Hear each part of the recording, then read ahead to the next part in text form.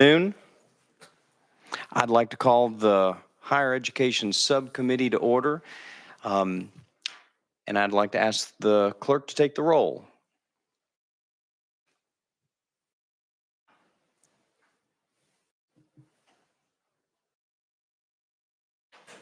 Madam Clerk, take the roll.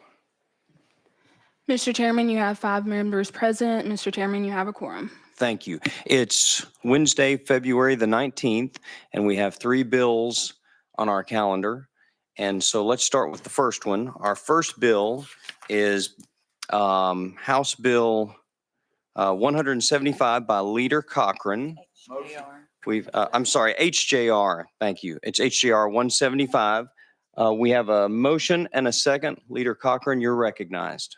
Thank you, Chairman and Committee. HJR 175 is really just it's a resolution urging universities across the state of Tennessee to ensure that we are always a marketplace of ideas. When I know following the attacks in Israel in October 2023, we saw some universities across the nation where some activities took place that really shut down that free exchange of ideas, kind of some chaotic activities that occurred.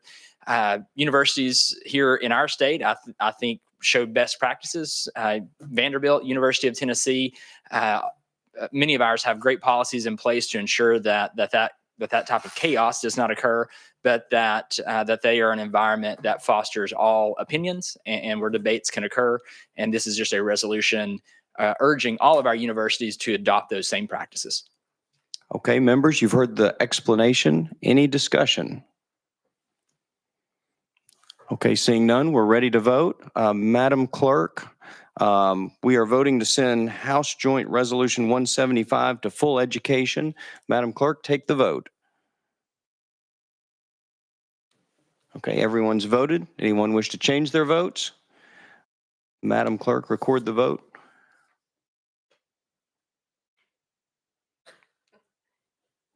Mr. Chairman, you have 5 ayes and 0 nays.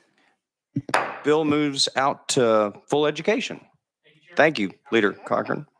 Okay, next on our agenda, item number 2 is House Bill 504 by Chairman White. Motion. We've got a motion and a second. Chairman White, you've got an amendment. We do.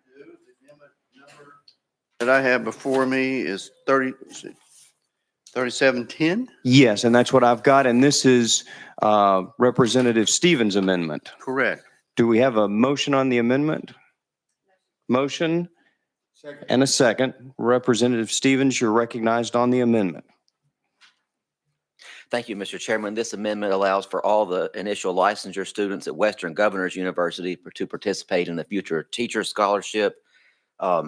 There's about 1,042 Tennesseans that are enrolled in critical shortage subject areas identified for the 24-25 school year.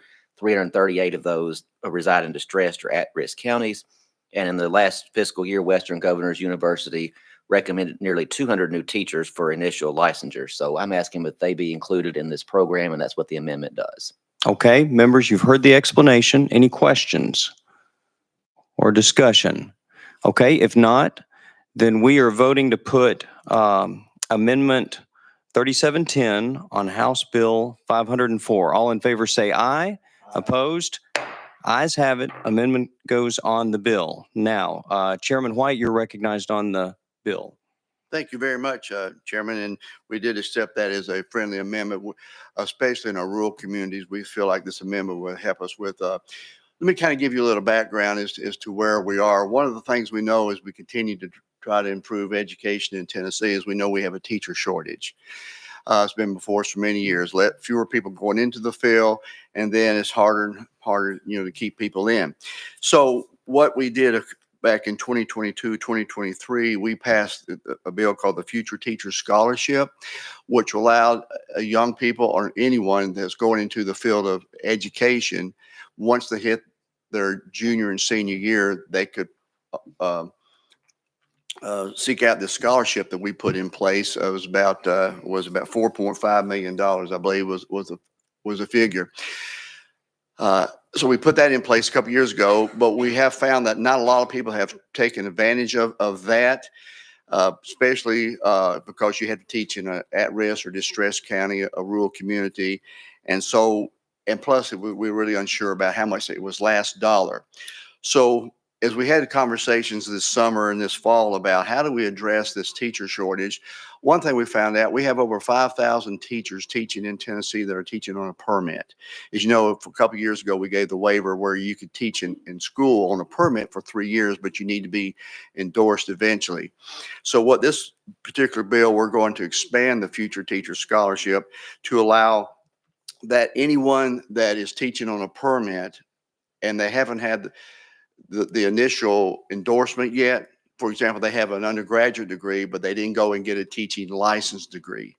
But so they've been hired by the school to teach some of this. So you can now take this money and get your first endorsement in a subject so that you were no longer, because the permit's only good for 3 years.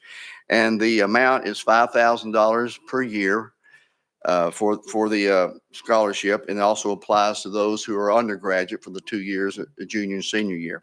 So we feel like this is a way to maybe get more and more people off the permit, which is a limited time anyway, and also to encourage more people into the field. And so we're hoping this would address the teacher shortage. And with that, I didn't confuse you too much. I'll answer any questions. Okay, with that explanation, any discussion? Chairman Raper. Thank you, Mr. Chair. And one question that I had, Chairman White, was the fact of, is there going to be a commitment of work location tied into this, like a 2-year commitment to that school system or the state of Tennessee or any of the above? You know? Good question. I left that part out. We still have in the bill where to be able to apply for the scholarship, you either have to teach in an at-risk or distressed county, but the time period is no more than 2 years, or you have to be getting an endorsement that is needed that would be put out by the Department of Education. One or the other, at-risk, distressed county, or get an endorsement in something that we're very short on, such as, say, math teachers. Thank you. Any other discussion, questions? If not, then we're ready to vote to send House Bill 504 on to full education. Madam Clerk, open the vote. Has everyone voted? Does anyone wish to change their votes? If not, record the vote. Mr. Chairman, you have 5 ayes and 0 nays. House Bill 504 moves out to full education. Thank you, Chairman White. And the last item on our agenda is House Bill 1006 by Chairman Hawk. Do we have a motion on this bill? Got a motion and a second. Chairman Hawk, you're recognized. Thank you, Mr. Chairman. Chairman White just walked by and said, we're 2 for 2, don't mess this up. So I'm bringing House Bill 1006 to you. And I'm looking at the committee, and it's kind of ironic. This was a bill from 2017-18, actually 2016-2017-18, when the original intent of our locally governed institutions Focus Acts, as well as the UT System Focus Act, was only to allow one board member to serve on one higher ed board of trustees at any given time.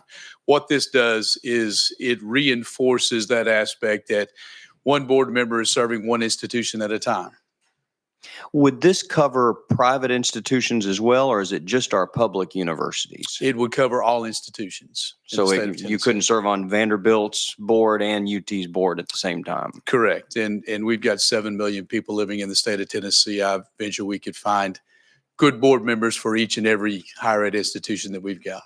And one more question. The boards we're talking about are boards that govern higher ed institutions. It wouldn't affect an individual if they wanted to serve on a different kind of board like the local arts center. Correct. This is only boards of higher education. Okay. Members, you've heard the explanation. Questions? Okay. Seeing none, we are ready to vote. Voting to send House Bill 1006 on to full education. Madam Clerk, please open the vote. Everyone's voted. Anyone wish to change their votes? If not, record the vote. Mr. Chairman, you have 5 ayes and 0 nays. Motion passes. Bill moves out to full education. Thank you. Members, that's all the items on our agenda. Is there any other business to come in front of the committee? Seeing none, if not, we're adjourned.